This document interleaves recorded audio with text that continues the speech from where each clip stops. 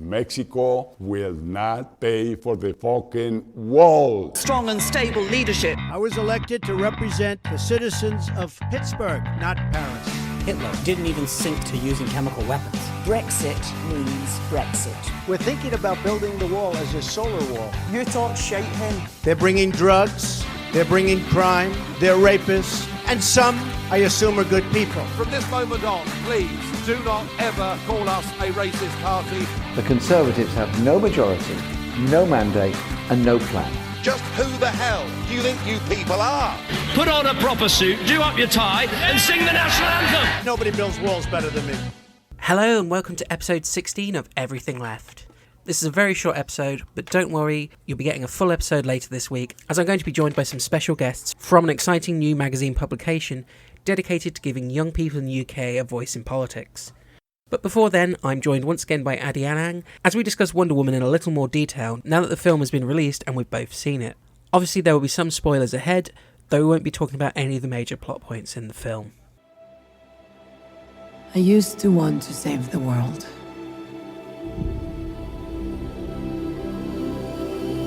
This beautiful place. But the closer you get, the more you see the great darkness within.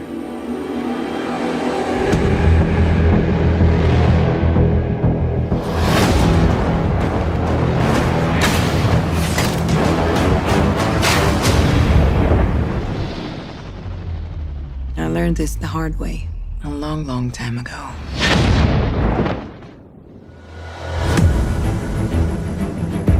What is your mission? To stop the war. What war? The war to end all wars. Weapons far deadlier than you can ever imagine. The war can be ours. Whoever you are in more danger than you think. I cannot stand by while innocent lives are lost. Be careful, Diana. Who is this woman? She's my secretary, sir. She's a very good secretary. It is our sacred duty to defend the world, and it's what I'm going to do.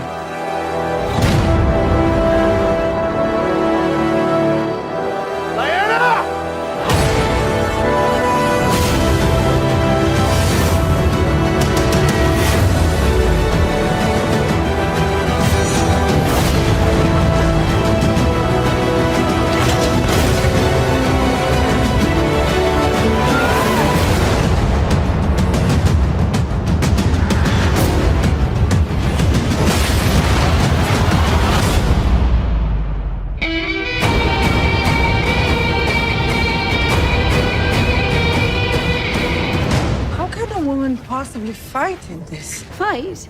We use our principles, although I am not opposed to engaging in a bit of fisticuffs should the occasion arise.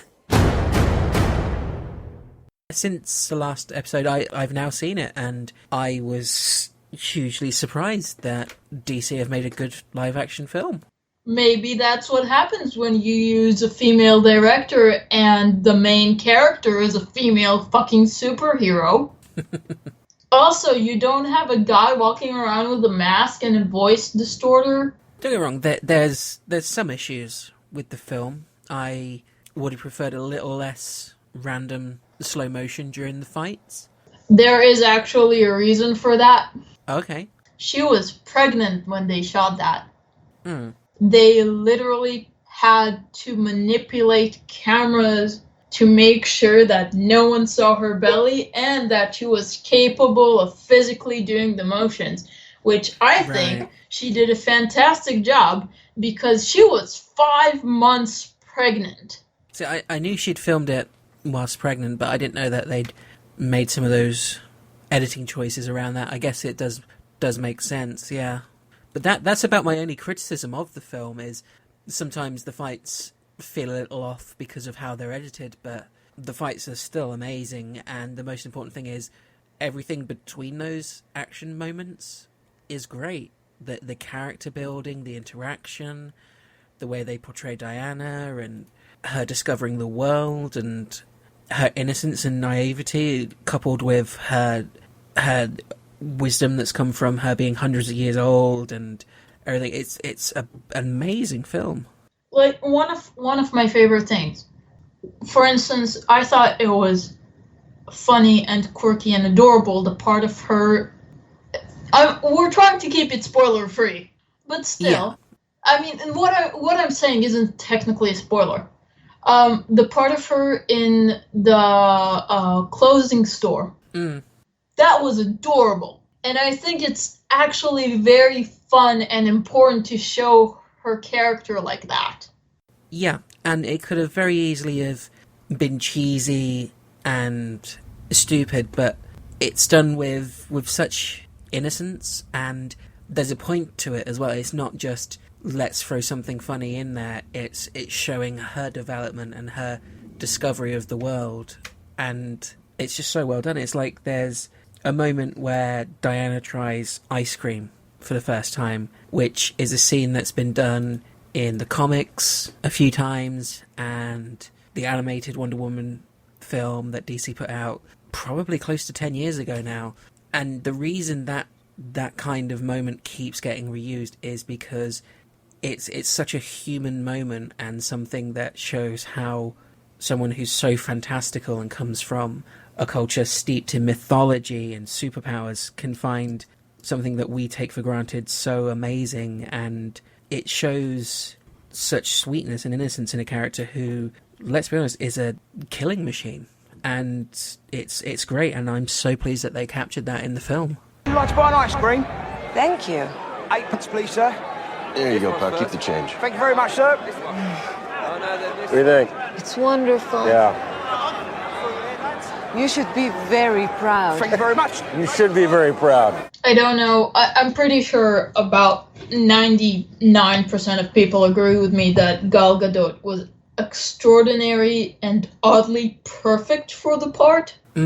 Because she has this, even in real life, she has this childlike excitement around her, and it's just adorable the way I see it, because like with like the ice cream part, and when going to the clothing store, or even as a child we see her in Themyscira, and not a child, but like later on we see her and she does like stupid childlike things, and then you automatically see her in the snap of a finger. She's an adult that has to fight. Yeah. And that is one of the reasons I love this movie, because it was a fantastic combination of lightheartedness and, on the other hand, showing the destruction of war. Yeah, it's, without getting, again, too spoilery, but it's going on things that, if you've seen the trailers, you will have seen. There's the moment where she steps out onto no man's land for the first time, and it's pretty much when she becomes Wonder Woman. And it's such an amazing moment compared to almost any other film where the hero comes out in the costume for the first time, because up until that point she's been told, no, this is the way it's done, you can't save everyone, you know, yes, there are horrible things happening, but you can't do anything about it. And it's the moment she turns around and says, well, no, I can, and I'm going to. And it's, even if you take out the fact it's her storming across a World War I battlefield, the moment where she just stands up and says, no, I'm not just going to let this go by, I'm going to do something, is such a powerful scene, and one that is such a feminist moment as well, and comes from an amazing female actress, an amazing female director, and I think is a moment that is going to give people chills and is going to be remembered for years to come after watching the film. There's a joke going online that if you want a superhero film that is successful, make sure you hire a Chris. Yeah. Which I actually thought was kind of funny and actually kind of true.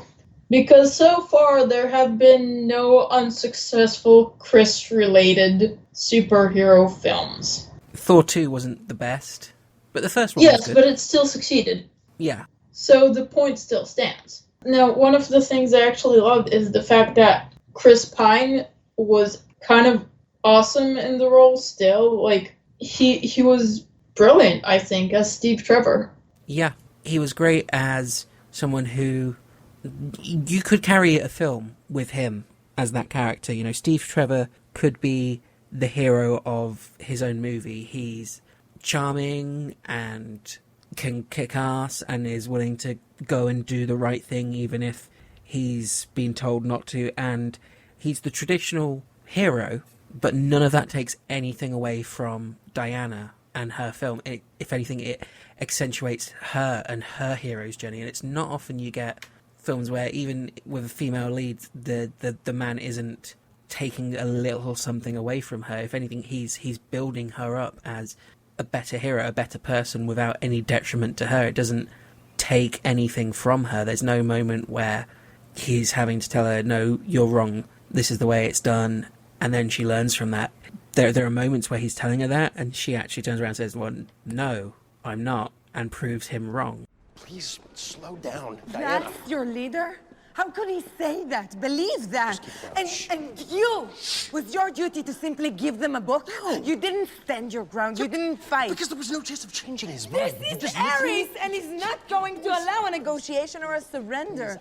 The millions of people you talked about, they will die. We are going anyway. You mean you were lying? I'm a spy, that's what I do. How do I know you're not lying to me right now? I am taking you to the front. We are probably gonna die. This is a terrible idea. We're gonna need reinforcements.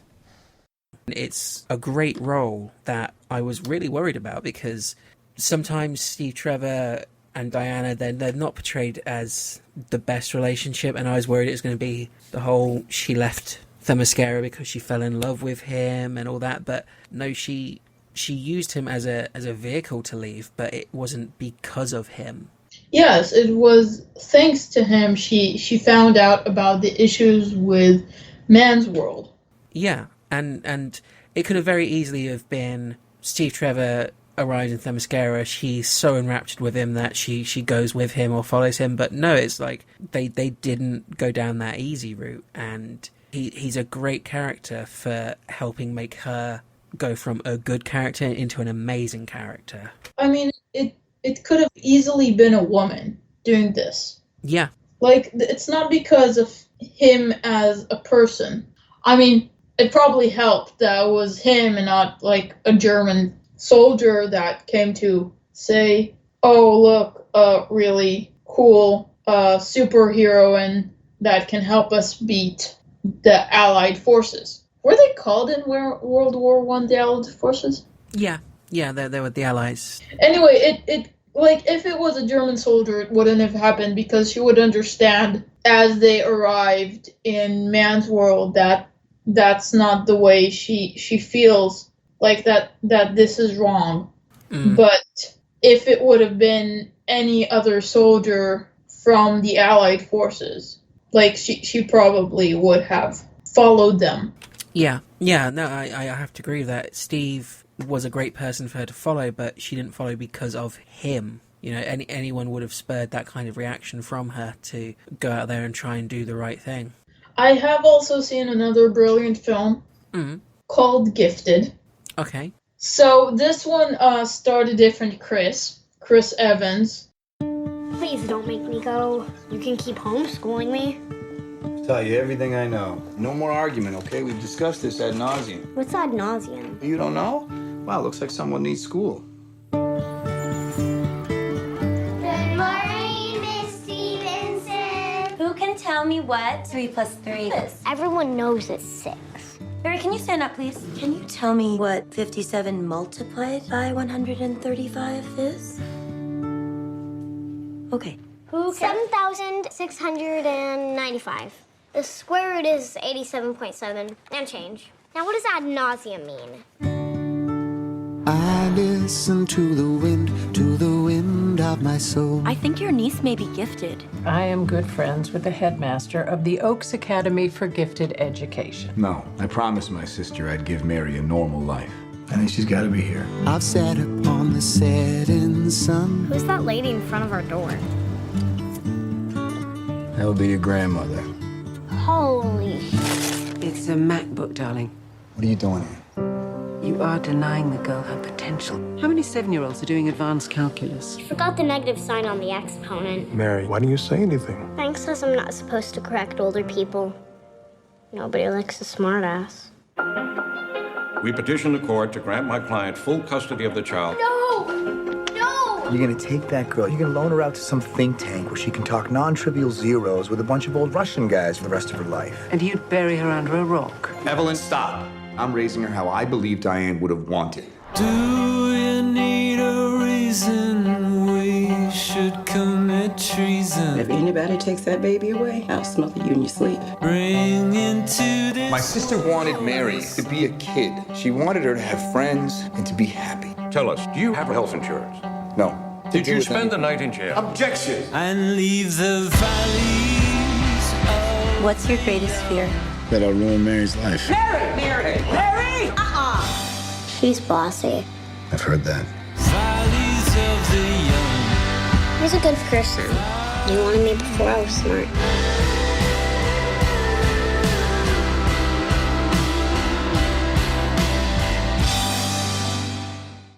So, yeah, I've seen the movie Gifted, and it starred Chris Evans and Octavia Spencer and another child actress, which I do not remember her name because I don't remember actually seeing it, but she was adorable and brilliant. And I think the casting for this film was perfect because this film, my reaction to this film was, I told my friend, this film proves that robots have emotions. Because I sat in a movie theater and cried. Now, I didn't openly weep, I just had a few tears rolling down my face. But, still, not a lot of films can do that. Or some try to do this, but don't have the authentic response that you want to elicit. And that's why I think the little girl who played in the film was brilliant, because her ability to convey her distress and her emotional issues was amazing. And if you don't know, Gifted talks about a little girl who is a certified math genius, and she lives with her uncle after her mother dies. And suddenly there are a lot of issues about their families trying to intervene and determine what's best for the kid, and there are conflicts and a lot of things are starting to come out, and it's a lot of drama. But this movie was so well done, and it was so on the edge of your seat, wanting to see the uncle and the child stay together, and I absolutely loved it. Sounds good. I like a bit of Chris Evans. Thank you once again for joining us for another episode. As I said at the beginning, we'll be back for a special episode later this week. In the meantime, you can follow us on Twitter by going to @_everythingleft, or on Facebook @everythingleftpodcast. You can also subscribe to the show on all major podcast providers so that you never miss an episode. Thank you for listening. We'll see you next time.